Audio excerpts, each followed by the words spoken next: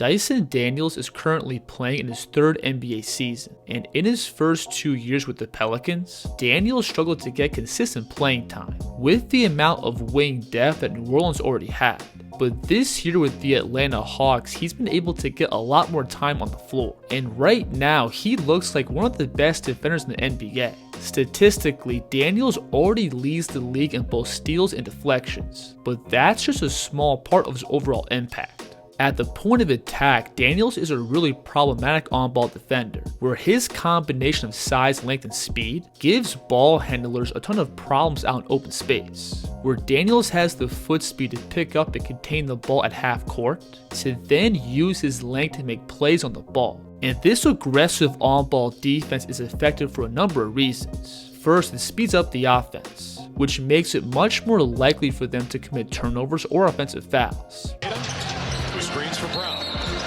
But second, it also disrupts the offense's rhythm, and it funnels the ball handler into playing one-on-one instead of running high-quality team offense. We'll see him here picking up SGA full court, and that ball pressure by itself draws Shea into this no-pass contested pull-up 2, which right now is the worst shot in basketball. When defending on the ball, Daniels also has elite screen navigation, where on top of his mobility, he also has the strength to lower his shoulder and bump through contact to stay attached to his man. We'll see him again here picking up Tatum well outside of the 3, and Jason is going to work him down to set up this ball screen. And as he turns the corner, notice how Jason is going to try to slow down and put Daniels in jail. But Dyson is still able to work around and get back in front, to then reach out and make a play on the ball. We can see the same thing here against Jaylen Brown, where he again turns the corner off the screen to then slow down and try to put Dyson in jail, but he again works all the way around and takes away any scoring option for Brown. When working around these screens, Dyson is also elite at reading angles and using his quickness. Take this play for example. The Knicks are going to set the screen for Brunson out 40 feet from the basket. So instead of fighting over, Dyson is going to dart under and curl back around to stay in front. And he's right in Brunson's face on this pull-up 3.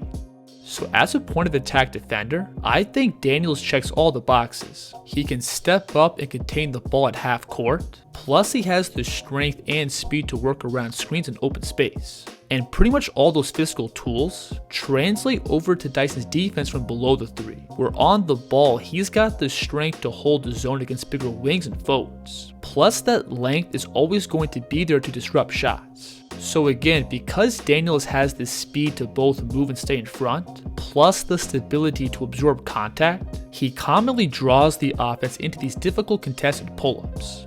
We'll see him here step up and get right in Brandon Ingram's airspace, forcing him to drive away from the screen. But as Ingram attacks and tries to rise up into open space, Daniels has the reach to make this a really difficult look. And that size and length is probably the biggest underlying factor to Dyson's defense, because even if the offense initially creates space off the dribble, he can still easily extend up to bother their shot. We'll see Tatum here initially create good separation off the dribble by coming off this handoff to then pull back behind the line. But with Daniels completely off balance, he still has the control to lunge back out and give a very effective contest. And that size and length also translates to Dyson's defense in the paint, where if the offense is able to work down closer to the basket, they still have to work around that 6'11" reach. Played against Daniels. Daniels poked the ball away. On the ball, Dyson also has really good anticipation with reading and deflecting passes, where he commonly catches the offense off guard making lazy deliveries, and he gets about 1 or 2 of these deflections each game. So as an on-ball defender, there's nothing Dyson Daniels can't do. He's got no problem picking up the best point guards full court, while also being able to shut down some of the league's best wing scorers in isolation. And his ability to simply keep the ball in front funnels the offense into a bunch of these inefficient pull-up 2s. And then pretty much all these tools carry over to Dyson's defense off the ball, where his length and anticipation in gap gives the offense non-stop headaches. We'll see him here slide down pretty deep in gap to help on this ball screen. But as the ball gets sprayed out, Dyson's going to teleport out and poke this pass away. And that combination of length and speed also makes him a great defender in scrambles, where he can lunge down towards the ball to then rotate back out and be in the offense's airspace on the catch.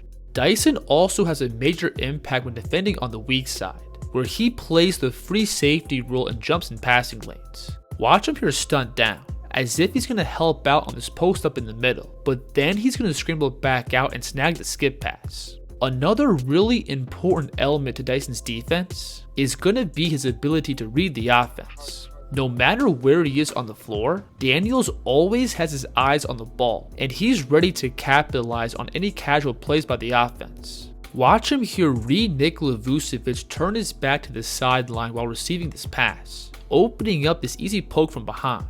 Now on this play, Chet Holmgren is going to catch and rip to his right, and as he picks up and spins back towards the middle, Daniels is ready to slide down and pounce on the ball. And that anticipation and ability to read the offense also plays a big factor if he's guarding a scorer off the ball. Watch him here read Brandon Ingram about to blast off his handoff, so Daniels in response is going to get into his chest to then stay attached and blow up this action.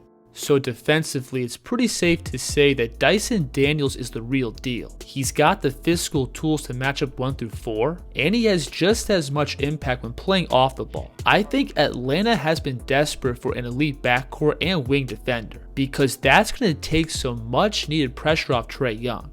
Now when switching over and looking at Dyson's offense, this is where I think his game is a little bit raw. With the ball, Dyson lacks the handle to be a consistent on-ball creator, plus his outside shooting still has a long way to go. But athletically, Dyson does have the tools to be a very effective screener and cutter, where he's very good at playing off the gravity of Trae Young. And because Young is one of the best all-around passers in the league, Dyson being able to move, catch, and finish is enough by itself to make him an easy fit with Trae. Let's go head to head, and here is Dyson getting in tight and laying it in. Now with the ball, Dyson does do some decent work in transition, where he can both fill lanes and finish plays, or lead the break himself as a ball handler. And when playing with the head of steam, Dyson does have the handle to put together some pretty advanced moves. Watch him here push the ball to his right hand and plant his right foot, setting up this sweeping right to left crossover.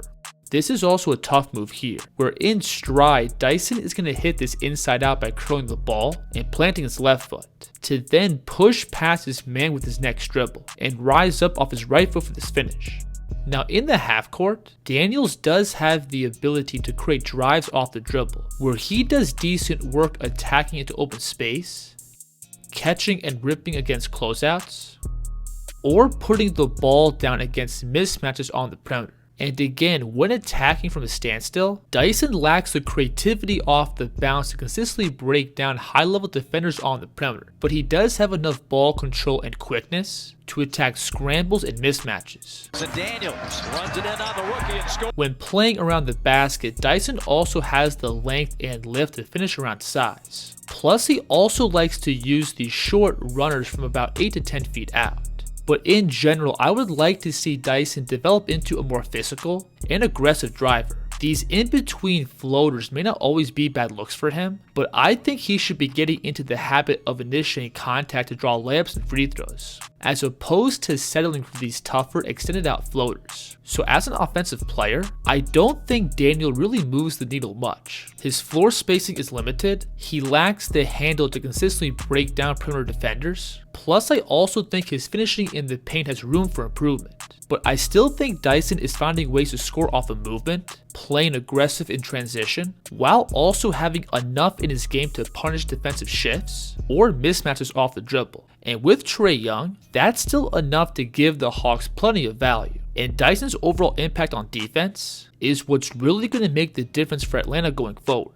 If you enjoyed this breakdown, please like and subscribe, and let me know in the comments who the kids should break down next. The kids here.